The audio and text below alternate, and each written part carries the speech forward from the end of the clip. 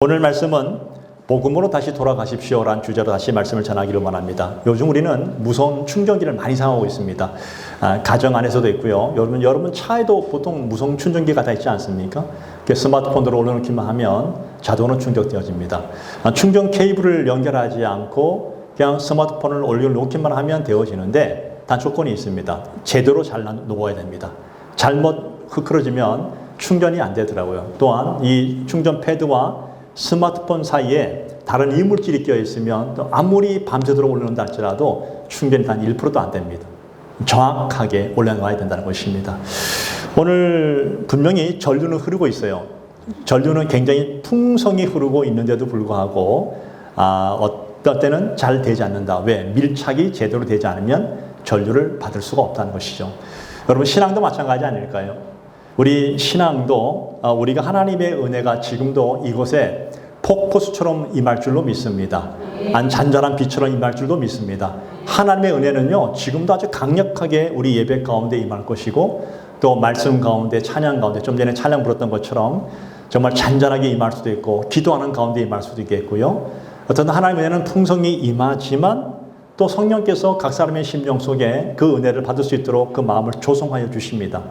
그런데 왜 어떤 사람에게는 이 예배 가운데 하나님의 은혜가 체험되어지고 감동이 되어지고 때로는 좀 눈물도 되어지고 깨달음이 되어지는 반면 또 어떤 사람에게는요 이 예배를 통해서 영혼이 바짝 말라있는 듯한 그런 모습을 우리가 경험할 때가 있지 않습니까?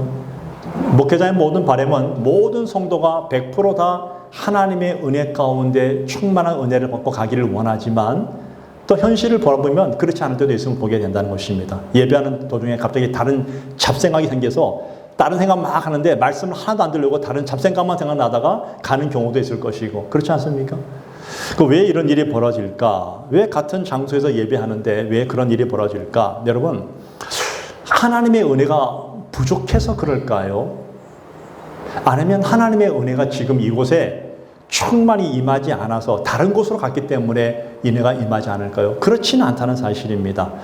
정확한 답을 얘기한다면 복음이란 이 복음 앞에 우리가 정확하게 밀착이 되어지지 아니하면 우리가 그 은혜를 받을 수가 없다는 것입니다. 좀 전에 제가 말씀하신 것처럼 충전 패드에 스마트폰을 정확하게 밀착하지 않으면 충전이 안 되는 것처럼 그래서 예수님께서 이렇게 비유를 말씀하셨죠. 우리의 마음밭을 돌짝밭, 또 길가밭, 가시덤불, 그 다음 옥토밭. 우리의 마음을 그렇게 표현하시면서 너희 마음이 옥토밭이 되어야 된다라고 그렇게 강조하기도 하셨는데 오늘 저는 여러분의 마음속에 하나님의 이 복음이 말씀이 정확하게 들려지기를 축복을 드립니다. 물론 우리는 교회에서 충성해야 되고 예배 드리고 좀 더 봉사하고 헌신하라 얘기하죠. 물론 해야 됩니다. 그러나 이것은 복음이 아니에요. 그거는 복음의 한 결과로 나타난 현상물이지 복음의 본질이 아니라는 것입니다. 여러분 복음이 뭡니까? 복음은 우리가 예수 그리스도를 위해서 무엇인가를 아주 열심히 해야 되는 의무가 아니라 예수님께서 오늘 저와 여러분을 위해서 무엇인가를 완성했는가, 무엇을 이루셨는가를 제대로 깨닫고 그 기쁜 소식 앞에서 서는 것이 바로 복음입니다. 이 기쁜 소식이 요한겔리온이라 하는데 이 복음이 요한겔리온이라 하는데 오늘 저와 여러분들이 이 예수님 앞에 바로 서는 것인데 무엇입니까? 그럼 복음의 의미가 뭐예요? 정확하게 말한다면 복음은 기쁜 소식이지만 예수 그리스도를 말하고 있지 않습니까? 그분께서 십자가에서 오늘 우리의 모든 죄사함을 그 십자가에서 피와 물을 흘리시기까지 대속하여 주셨다가 장사된 지 사흘 만에 부활하시고 그리고 우리에게 부활의 소망을 주시고 영원한 생명을 주신 사건 이것이 바로 복음의 전반적인 내용이에요. 그런데요 오늘 이 본문이 속해있는 갈라디아 교회는 이 복음의 본질에서 점점 벗어나기 시작했습니다. 처음에는 예수 그리스도를 통해서 그들이 분명한 구원의 확신을 가졌지만 그 예수 그리스도를 믿음으로 말미암아 구원도 받지만 또 몇 개를 첨가해야 돼요. 첫째, 할례를 받아야 되는 겁니다. 남자는 반드시 할례를 받아야지만 된다. 두 번째, 율법을 지켜야 된다라고 말합니다. 그러면서 순수한 복음의 본질 앞에서 점점 그들의 행위를 붙이기 시작했습니다. 그래서 사도 바울이 그런 갈라디아 교인들을 바라보면서 주의 성령의 감동으로 오늘 본문의 내용을 우리에게 제시해 준 겁니다. 7절에 보니까 다른 복음은 없다. 여러분 8절 9절에 보면 여러분 잘 아시는 대로 다른 복음을 전하면, 다른 복음을 믿으면 저주를 받을지어다 이렇게 말하고 있습니다. 두 번이나 강조하고 있습니다. 왜 이렇게 강력하게 오늘 성경을 통해서 우리에게 말씀하고 계실까요? 여러분 복음은요 본질에서 조금만 변질되어도 복음이 아니기 때문에 그런 거예요. 그래서 지금 이 시대, 이 21세기에 정말 저와 여러분이 지켜야 될 것이라면 복음을 정확하게 알고 그 복음을 믿고 살아가는 것이 필요하다는 것입니다. 오늘 시대를 보시기 바랍니다. 오늘 이 시대를 바라보면 지금 오늘 저와 여러분에게서 복음이 아닌 다른 복음이 무엇일까요? 뭐 많이 있을 것입니다. 어떤 분은 치유 사역을 진정한 복음이란, 그건 복음의 결과지 복음이 아니에요. 어떤 사람은 방언을 얘기하는, 방언은 꼭 받아야 된다는데 아니에요. 방언도 하나의 결과이지 복음이 아닌데 많은 분들이 방언만이 최고라고 생각하고, 어떤 분은 치유 사역, 이따 없이 유튜브를 보면 치유를 하는데 막 다리를 붙잡고 막 마사지를 해주면서 나았지 하는데 아파 죽겠는데 낫다고 막 얘기하니까 말이 안 되는 얘기를 하고 있어요. 주님께서 주님 앞으로 왔던 수많은 사람들에게 말씀하실 때 주님이 강조하신 것이 하나 있어요. 그게 뭔가 하면 너의 영혼이 구원받았다는 것입니다. 치유가 목적이 아니었어요. 어느 순간 치유가 복음이 변질로 되어버려요. 이게 다른 복음이라는 겁니다. 또 많은 사람들이 그런 일을 행하는 자들을 막 열광하면서 완전히 스타를 바라보듯이 막 쫓아가는 분들이 있는데 다른 복음을 쫓으면 저주를 받을지어다. 그런데요, 많은 신학자들이 또 많은 분들이 오늘 이구동성으로 이 시대 속에 진정한 다른 복음이 무엇이냐 했을 때 그 중에 한 개를 꼽는다면 이겁니다. 예수님보다 내가 중심이 되는 복음이에요. 우리는 예수 그리스도를 나의 구주로 고백하고 주님만이 내 삶의 중심이라고 얘기하고 있지만 어느 순간 내 삶의 중심이 예수님이 아니라 내가 중심이 되고 내가 판단하고 내 기준으로 살아가는 나의 모습을 발현할 때 이게 다른 복음이라는 거예요. 그런데 오늘 이런 것들이 너무나 많이 있다는 것입니다. 여러분, 우리는 예수님을 믿는 것도 중요한데 어떤 분은 잘 되기 위해서 예수를 믿고 내가 성공하기 위해서 예수를 믿는 것. 여러분, 이 말의 의미가 굉장히 교묘하지 않습니까? 이거는 이거예요. 예수를 내 삶의 목적을 이루기 위한 수단으로 여기는 거예요. 그래서 그렇게 바꿔보는 위험성을 가지는 거예요. 이것이 마치 복음인 것처럼 오늘 이 교회 안에 들어와 있는 것을 보게 되죠. 우리 한국교회가 한동안 예수 믿으면 뭐 봐요? 복 받으라 했잖아요. 물론 예수 믿으면 복을 받을 수 있지만 한편으로 복 받지 못하고 진짜 고생마다 가는 분들도 계십니다. 예수 믿으면 성공하는 분도 계십니다. 그러나 어떤 분들은 죽으라고 순교하다가 하는 분도 너무나 많이 있습니다. 그건 복음이 아니에요. 복음의 결과지. 그런데 우리는 마치 그것이 복음의 본질인 것처럼 그렇게 바라보며 나가는데 그것이 아니라는 것입니다. 저는 오늘 다시 한번 이 십자가 은혜의 복음 앞으로 다시 돌아오기를 축복을 드립니다. 그래서 복음이 무엇인가를 한번 나눠보기를 원합니다. 첫 번째, 복음은 제가 좀 전에 말씀드린 것처럼 예수님께서 나를 위해서 완성한 일을 믿는 것입니다. 나를 위해서 이루신 일을 믿는 거예요. 복음의 첫 번째 기쁜 진리는 우리의 행위가 아니라 예수님께서 나를 위해서 무엇을 하셨는가, 무엇을 완성하셨는가를 온전히 믿는 거예요. 자, 보십시오. 예수님께서 십자가에 달려 죽으시고 마지막 죽기 직전에 딱 한마디를 하셨습니다. 그게 뭔가 하면 다 이루었답니다. 요한복음 19장 30절에 다 이루었다. 이 다 이루었다를 했을 때 그 십자가를 삥 둘러싼 수많은 군중들이 생각하기에 예수님은 실패한 사람이고 실패한 자의 처절한 탄식일 것이고 절망한 자의 한숨일 것이라고 생각한 사람들이 대부분이었습니다. 심지어는 제자들조차도 그런 마음을 가지고 다 떠나가 버렸습니다. 그런데요, 주님께서 십자가상에서 마지막 숨을 거두시기 전에 했던 이 한마디, 다 이루었다. 이 말씀은요, 죄와 사망과 사단의 권세를 단번에 깨뜨리시고 우리에게 구원의 역사를 완성하신 전 우주적인 승리의 말씀이었던 사실입니다. 우리는 이 말씀이 있었기 때문에 오늘 저와 여러분들이 오늘 이곳에서 예배 드리는 겁니다. 여러분이 구원받은 거예요. 오늘 다 이루었다라 이 말씀 헬라어로 테텔레스타입니다. 테텔레스타이는 이 예수님 당시에 두 가지 의미가 있었어요. 상업적 의미가 있었습니다. 물건을 샀을 때 영수증에다 지불 완료. 법정적 의미가 있었습니다. 죄인이 감옥에 갇혀서 모든 죄값을 치르고 나오는 날 더 이상 나는 죄가 이제 없다 하는 죄형 만료, 이런 의미가 있었습니다. 그러니까 완료형이에요. 그러니까 과거에 완성된 일이 과거로 끝난 것이 아니라 지금 현재에도 그대로 이루어지고 미래에도 그대로 이루어져 간다는 것입니다. 좀 쉽게 말한다면 예수님이 우리를 위해서 피 흘리시고 죄값을 갚아주셨는데 이건 일부만 갚아주신 것이 아니라 어떻게 해요? 우리의 과거의 죄와 오늘 여러분의 현재의 죄와 앞으로 미래의 모든 죄와 모든 허물까지도 어떻게 한다고요? 그대로 다 갚아주셨다. 테텔레스타이, 다 이루었다. 단 한 번만에 100% 지불 완료했다. 그런 의미예요. 그래서 여러분 이 복음은요, 내가 주님 앞에서 무엇인가를 열심히 노력하고 열심히 해가지고 구원을 획득하는 것이 아닙니다. 이게 세상의 방법이에요. 근데 오늘 기독교에서, 오늘 우리 예수님께서 십자가에서 우리에게 주신 내가 이 모든 구원을 완성했다라고 이 선물을 받으라고 주신 것, 이게 바로 복음이라는 겁니다.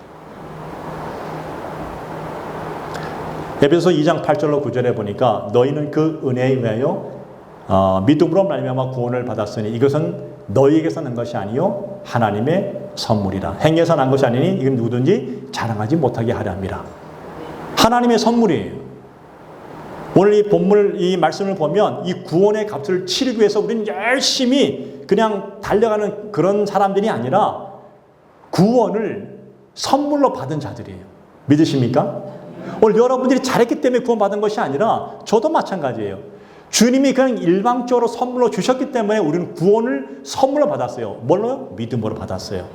그래서 우리는요, 천국 입장권을 사기 위해서 이 땅에서 길을 쓰고 애를 쓰고 열심히 노력하고 그런 것이 아니라 우리는 구원을 받았기 때문에 너무나 감사하기 때문에 그 감격과 감사로 살아가는 자들입니다.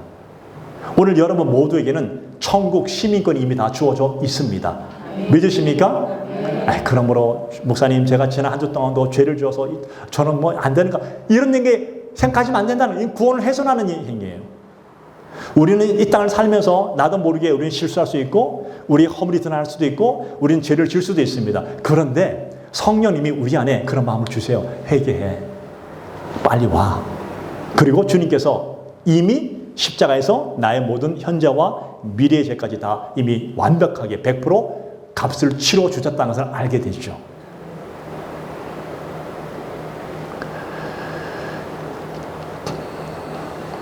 우리는 하나님의 사랑이 너무나 감사한 거예요.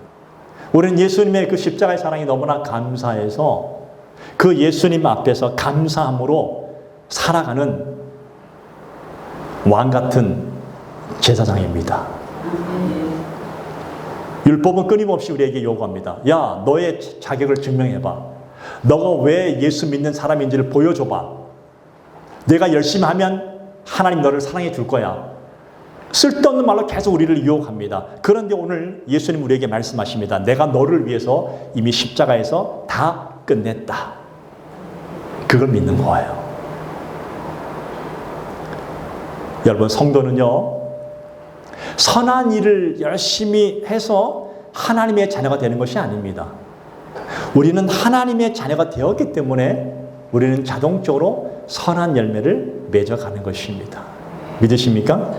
이 완전한 죄사함의 복음을 진짜로 믿을 때 오늘 우리 안에는 모든 이 두려움이 평안으로 바뀌고 낙심이 기쁨으로 바뀌는 역사를 보게 될 줄로 믿습니다. 저는 이 말씀을 듣는 가운데 저와 여러분 속에 주님께서 이미 나의 몸죄를 사해 주셨구나. 나는 믿음으로 그 주님의 구원을 선물로 받았구나라고 믿으시길 바랍니다. 두 번째, 복음이 뭘까요? 두 번째 복음은요, 우리의 신분과 정체성을 바꾸는 능력이 있습니다. 여러분, 복음의 능력은 우리의 죄를 용서해 주는 것으로 끝나지 않습니다. 더 나갑니다. 나는 누구인가? 나의 정체성을 완전히 바꿔주는 거예요. 여러분, 갈라디아 교회가 왜 이 복음에서 떠나기 시작했냐면 가장 큰 이유가 뭔가 하면 자신들이 하나님의 어떤 자녀가 됐다. 하나님의 은혜로 자녀가 됐다는 것에서 어떻게 되냐면 그 은혜가 아니라 자신들의 행위로 점점점 바꿔가기 시작했어요. 열심히 해야지만 자녀가 된다. 열심히 노력해야 된다, 열심히 충성해야 된다, 열심히 헌신해야지만 우리는 하나님의 자녀가 될 것이라 자꾸 이상하게 바꿔가기 시작한 거예요. 그게 아니에요. 순서가 바뀌었어요. 하나님의 자녀이기 때문에 주님 앞에 달려가는 거예요. 그래서 갈라디아 교회가 계속 질문합니다. 너 할례 받았어? 할례는 증표예요. 야, 너 율법 지켰어? 그러면 보세요. 정말 이 땅에서 율법을 완벽하게 지킨 사람이 있을까요? 없습니다. 야, 너 나보다 더 경건한 사람이야? 이상한 얘기를 합니다. 경건을 자꾸 얘기합니다. 저 사람 경건한 사람. 여러분, 무엇으로 경건을 얘기하겠습니까? 여러분, 경건이 이겁니까? 오, 할렐루야. 이게 경건입니까? 우리는 옛날에 이상하게 얘기했습니다. 그렇게 경건이라고 생각했습니다. 거룩하게 행동하고 시꺼먼 옷을 입고 성경책을 이렇게 모으고 그리고 걸어가면 많은 분들이 저 사람, 물론 이게 나쁘다는 얘기는 아니에요. 근데 이것이 다른 사람에게 보여지는 하나의 행위로 보여줬다면 이거는 다른 복음이에요. 사람들이 칭송합니다. 저 사람 진짜 거룩해 보이네? 라고 얘기할 수 있습니다. 아닙니다. 그 얘기하는 게 아니에요. 거룩은 그것이 아니에요. 오늘 갈라디아서 2장 20절에 사도 바울이 분명하게 진실하게 고백하고 있습니다. 내가 그리스도와 함께 십자가에 못 박혔나니 그런즉 이제는 내가 사는 것이 아니요 오직 내 안에 누가 살아요? 그리스도께서 사신 것이라. 이제 내가 사는 것이 아니요. 중요한 말입니다. 복음은 단순히 우리의 행동을 조금 고쳐주는 것으로 어떤 그런 프로그램으로 여겨지면 안 된다는 것입니다. 우리 복음은 옛사람의 정체성을 십자가에 완전히 못 박고 완전히 새로운 사람으로 거듭나는 것을 말하고 있습니다. 이것이 진정한 복음의 내용이에요. 이게 하나님의 능력이라는 겁니다. 내가 십자가와 함께 못 박혔다 이 얘기를 여러분 성경에 보니까 헬라어로 보니까 수네스타 우로마이라는 단어인데 이게 뭔가 하면 완료형이에요. 이미 너는 예수님과 함께 십자가에서 2000년 전에 과거에 일어나는 그 사건이 그것으로 끝난 것이 아니라 지금 현재까지도 계속해서 우리에게 작용하고 있다는 뜻이에요. 그래서 오늘 성도는요, 과거의 어떤 실패, 자신의 어떤 그 과거의 어떤 잘못된 것으로 자신의 신분을 결정한 것이 아닙니다. 사람들은 끊임없이 저 사람이 과거에 무엇을 했고, 과거에 뭘 했고, 과거 뭐 했고 얘기하잖아요. 성경은 완벽하게 그걸 차단시킵니다. 너는 실패한 사람이고, 너는 부족한 사람이고, 너는 죄를 많이 졌잖아. 죄를 많이 졌으니까 하나님 너를 기뻐하지 않아. 넌 자녀가 아니야 라고 끊임없이 우리에게 그렇게 속삭입니다. 이건 복음이 아니에요. 복음 밖에서 들려오는 얘기들입니다. 사단의 속삭입니다. 세상의 소리입니다. 근데요, 복음은 우리에게 이렇게 말합니다. 너는 실패자의 신분이 절대로 아니야. 너는 과거에 너의 신분이 절대로 아니야. 너는 과거에 무엇을 했지? 또 우리는 사람을 보면서 저 사람은 과거에 어떤 흉악한 범인 아니었어 막 그런 얘기 하잖아요. 그거는 이미 과거라는 겁니다. 너의 능력도 너의 신분이 아니야. 너의 모든 신분은 예수 그리스도 안에서 결정되어지는 거야. 고린도후서 5장 17절에 보니까 그런즉 누구든지 그리스도 안에 있으면 새로운 피조물이라. 이전 것은 지나갔으니 보라 새 것이 되었도다. 여러분 우리 모두는 새로운 피조물입니다. 믿습니까? 오늘 이 말은 단순히 옛날보다 조금 더 개선된 사람이라고 얘기하는 것이 아니에요. 많은 분들이 착각합니다. 예수 믿고 나면 저 사람 삶이 바뀌었네. 옛날보다 훨씬 더 바뀌었네. 이게 아니에요. 그냥 예수 믿는 순간 그 모든 신분이 모든 삶이 완벽하게 180도 바뀌었다는 얘기하는 겁니다. 새로운 신분이 있다는 거예요. 새로운 피조물이라 예수 하나님께서 오늘 저와 여러분들을 새로운 창조물로 다시 우리를 만들어 주셨다는 것입니다. 여러분 자동차가 낡으면 부품을 갈아야 되잖아요. 저도 지금 자동차 에어컨이 제대로 고장 나가지고 가보니까 너무 어마어마한 금액이라서 안 바꾸고 그냥 살고 있어요. 근데 여러분 이 자동차 에어컨을 바꾸면 그 차가 새 차입니까? 그냥 부품만 바꾼 거지 새 차는 아니에요. 오늘 구원이라는 단어를 그렇게 의미하는 분들이 너무 많이 있습니다. 예수 믿고 나니까 저 사람이 옛날에 잘못된 그 버릇이 바뀌었는데 이 차원이 아니라 하나님이 완전히 우주적인 말로 말씀하십니다. 너는 완벽하게 새로운 신분이 됐다는 겁니다. 너는 이제 옛날에 과거에 너희 때문에 그가 아니라 하나님의 내 자녀가 됐다는 거예요. 이게 얼마나 놀라운 신분입니까, 여러분?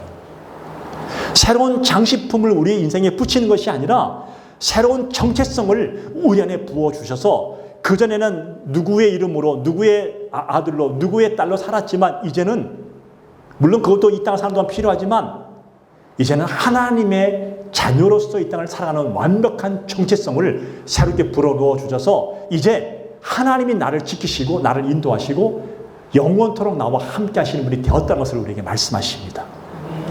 여러분은 대단한 존재들이에요. 믿으십니까? 그렇지 않아요, 여러분? 여러분, 대통령이 예를 들어서 이 땅의 최고의 통수권자는 대통령이잖아요. 대통령이 나의 백그라운드가 된다면 우리는 얼마나 우시됩니까? 내가 누구와 옛날에 말이야 이런 얘기 하잖아요. 영화에 보면요.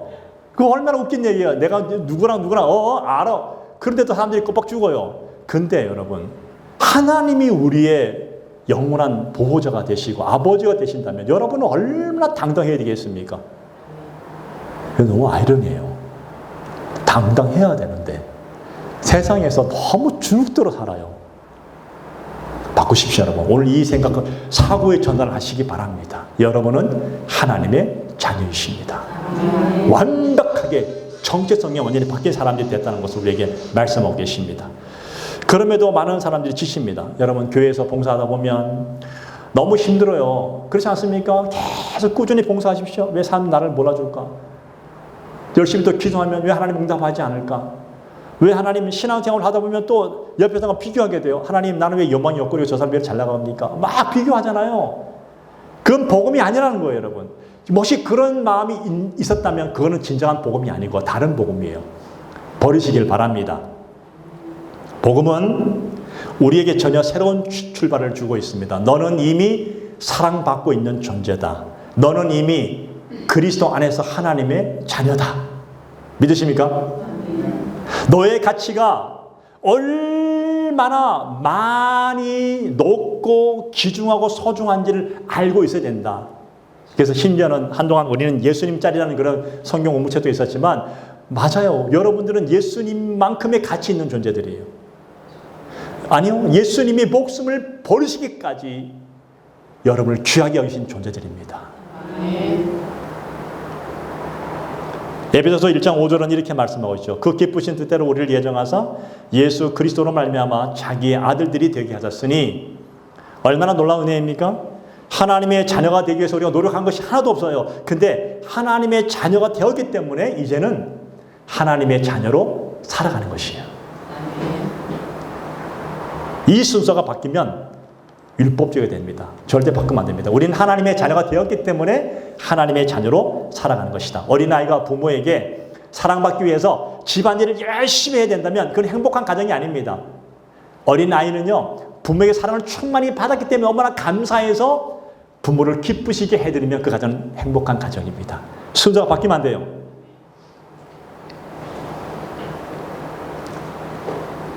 신앙도 마찬가지입니다.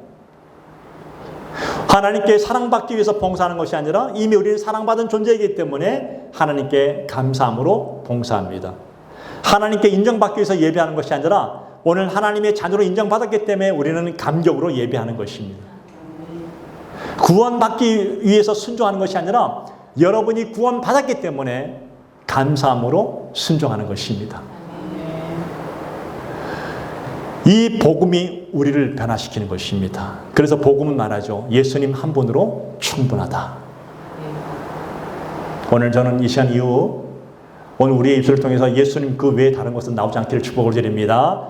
예수님이 나의 의가 되시고 예수님이 나의 자랑이 되시고 예수님이 나의 새로운 정체성이 되어주셔서 정말 내 삶의 모든 삶 가운데 나와 함께 하시는 그 주님 때문에 진정한 신앙의 자유함을 경험할 수 있는 그런 귀한 놀란 성도 되길 간절히 축복을 드립니다. 십자가에서 나를 위해 죽으신 그 예수 그리스도를 바라볼 때 우리는 비로소 깨닫게 됩니다. 아, 진짜 신앙의 자유는 이것이구나. 아, 정말 이게 구원의 감격이었구나. 세 번째입니다. 복음이 무엇입니까? 복음 안으로 더 깊이 들어갈 때 성숙한 신앙이 된다는 것입니다. 많은 분들이 여러분 신앙 생활을 하면서 흔히 하는 오해가 뭔가 하면 복음이나 십자가 메시지는요, 초신자 때나 듣는, 또 초신자 때나 성경 공부하는 그런 것을 오해합니다. 신앙이 깊어지는 고차원적인 성서를 연구하고 신학을 공부하고, 예를 들어서 그런 거 있잖아요. 또 어떤 봉사하고 헌신하고 이런 것들이 더 필요하지 않겠나 하는데, 그 다른 복음이에요. 완벽하게 다른 복음입니다. 그걸 모르기 때문에 오늘 어떤 큰 교회들을 보면요, 어떤 그런 일이 있잖아요. 마치 내가 무엇을 다 이루었기 때문에, 내가 한 거기 때문에 내 아들을 세워야 돼. 이상한 일이 벌어지잖아요. 단 예외는 있습니다. 모든 성도들이 원한다면 그건 괜찮아요. 그렇지 않은데 억지로 하는 것들이 얼마나 많아요. 그거는 이미 저주받을 일입니다. 많은 분들이 성숙하면, 시간이 지나면 자동으로 성숙해질 것이 아니에요. 복음 안으로 깊이 더 들어와서 더 깊이 헤엄칠 때 우리는 성숙해질 수 있는 것입니다. 베드로서 3장 18절에 보니까 은혜와 그를 아는 지식에서 자라가라 이렇게 말씀하는데, 여러분 이 아는이란 단어, 에피그노시스라는 단어, 지식으로 안다는 뜻이 아니라 예수님을 인격적으로 안다는 거예요. 인격적으로 경험했다는 겁니다. 인격적으로 그 사람을 알게 되는 것, 경험하는 것. 만약에 지식으로 우리 신앙이 성숙하게 된다면, 여러분 예수님 당시에 이 바리새인들을 보세요. 바리새인들은요, 성경에 능통했습니다. 율법에 능통한 자들이에요. 근데 그들은 메시아를 연구했고, 메시아가 언제 올까 끝없이 연구했던 사람들이 정작 메시아이신 예수님이 그 앞에 왔음에도 불구하고 메시아인지를 몰랐다는 겁니다. 그 성숙이 아니에요. 그냥 지식으로 아는 거지. 이것이 문제 나갑니다. 머리로 아는 지식은 풍성했으나 복음의 은혜를 삶으로 경험하지 못했기 때문에 저지른 우위를 범할 수 있다는 것입니다. 그런데 여러분 보십시오. 예수님 십자가 달렸을 때 그 옆에 함께 달렸던 강도, 주님이 십자가상에서 말씀하신 걸 듣고 그분의 얘기를 들은 가운데 그 마음에 믿음이 생겼습니다. 그 강도가 예수님께 이렇게 말합니다. 주님, 예수님 당신의 나라에 임하실 때 나를 기억하여 주시옵소서 얘기했을 때 우리 예수께서 뭐라 말씀하십니까? 오늘 내가 나와 함께 낙원에 있으리라. 여러분 그 강도는요, 율법을 몰랐어요. 신학을 배운 적도 없어요. 그냥 단순히 그 예수님의 그 은혜 앞에 믿었어요. 그리고 고백했어요. 그리고 주님과 함께 천국에 갔습니다. 신앙의 성숙이 뭡니까? 지식의 양으로 되는 것이 아니라 예수를 믿고 은혜를 얼마나 깊이, 그 은혜를 날마다 사모하고 깊이 경험하느냐에 따라서 결정되어지는 거예요. 많은 분들이 저절로 되는 것이라 하는데 그 오해입니다. 은혜가 사람을 성숙하게 만듭니다. 그래서 우리는 예수 믿는 사람들에게 가장 중요한 게 뭔가 하면 은혜를 깊이 날마다 묵상하고 그 은혜 안으로 깊이 들어가야 된다는 것입니다. 근데 은혜를 잃어버리면 신앙은 형식이 됩니다. 봉사는 형식이 되어지고 예배도 형식이 되어지고 지루한 습관이 되어지고 다 그렇게 됩니다. 반대로 그 십자가를 붙들고 은혜 안에서 날마다 새로워지는 사람은 용서할 줄 알고 품어줄 줄 알고 사랑을 흘려보내고 변화시키는 것입니다. 그래서 오늘 저와 여러분들이 오늘 이 시간 이후부터 결단하기를 원합니다. 우리는 어떤 지식과 양이 아니라 그리스도의 십자가의 은혜 안으로 날마다 더 깊이 들어가기를 원합니다. 그 은혜로 살기를 축복을 드립니다. 그러면요, 여러분은 점점 주님을 닮아가는 복된 자가 될 줄로 믿습니다. 사도 바울이 단 한 번이라도 자신의 지식을, 자신의 배경을 자랑한 적이 별로 없어요. 거의 없어요. 오히려 그는요, 신앙의 말년에 나는 죄인 중에 괴수라고 그렇게 고백하고 있습니다. 여러분, 그가 믿음이 없어서 그랬을까요? 신앙이 성숙하지 않아서 그랬을까요? 아니요. 예수님의 그 거룩한 사역을 감당하면서 주님을 묵상하면서 그 은혜 앞에 깊이 들어갈 때마다 가면 갈수록 자신의 그 허물과 죄사함, 자신의 어떤 죄됨이 더 분명하게 보여지니까 너무나 주님 앞에서, 그 십자가 은혜 앞에서 내가 얼마나 큰 죄인인가를 깨닫게 된 거예요. 그래서 이거예요. 저는 깨달았어요. 진짜 성숙한 사람은 주님의 십자가 앞에서 자신의 죄인됨을 더 고백하는 사람들입니다. 자신의 부족함을 고백하는 사람들입니다. 자신의 허물을 고백하는 사람들이고 그렇게 사는 사람들입니다. 그게 성숙이에요. 오늘 사도 바울이 갈라디아서 6장 14절에 분명히 고백하고 있습니다. 내게는 우리 주 예수 그리스도의 십자가 외에 결코 자랑할 것이 없다고 고백합니다. 나는 예수 그리스도의 십자가만 자랑할 것이다. 나는 예수님 외에 다른 것은 자랑하지 않겠습니다. 그 고백입니다. 결론을 맺겠습니다. 여러분, 집은 기초가 튼튼해야 되고 나무도 뿌리가 깊어야 됩니다. 신앙도 마찬가지예요. 우리 신앙의 뿌리는 다른 어떤 신앙의 결과들이 아니에요. 오늘 진지하게 한번 묵상해 보시기 바랍니다. 이번 한 주 동안 여러분의 신앙의 뿌리가 무엇입니까? 복음이 되어야 됩니다. 이 복음, 예수 그리스도가 우리의 신앙의 출발이 되어지고 예수 그리스도의 십자가의 그 은혜가 우리의 삶의 전부가 되기를 축복을 드립니다. 세월이 아무리 흘러가도 그 십자가 앞에서 설 때마다 무릎을 꿇고 그분의 은혜 앞에서 자신의 죄인됨을 고백하고 그분의 은혜 앞에서 내 허물을 드러내놓고 나는 부족한 종입니다고 고백할 수 있는 자들. 반면에 시간이 가면 갈수록 나는 대단한 믿음의 소유자라고 이해하는 사람들, 나는 위대한 종이라는 분들, 다른 복음입니다. 완벽하게 다른 복음입니다. 주님과 아무런 관계가 없는 복음, 저주를 받을지어다. 진정한 복음은 가면 갈수록 주님 앞에 내 자신의 부족함을 내려놓고 무릎을 꿇고 끝없이 주님의 그 은혜 앞에 나 같은 죄인도 사랑하시고 지금도 사랑하시고 앞으로 사랑하시고 영원토록 사랑하시는 그 주님 앞에 더 할 것도 없는 그 부족함 때문에 간절한 마음으로 눈물을 흘리며 감사할 수 있는 자들, 이게 성숙이에요. 저와 여러분들이 그런 믿음의 그 은혜 앞에 깊이 들어가기를 축복을 드립니다. 오늘 여러분의 신앙이 무겁지 않습니까? 지금 이 시대가 어떤 시대입니까? 점점 가면 갈수록 신앙이 좀 더 무거워지는 시대, 기도가 의무가 되어지고 예배가 습관이 되어지고 그렇지 않습니까? 봉사가 짐이 되어지고.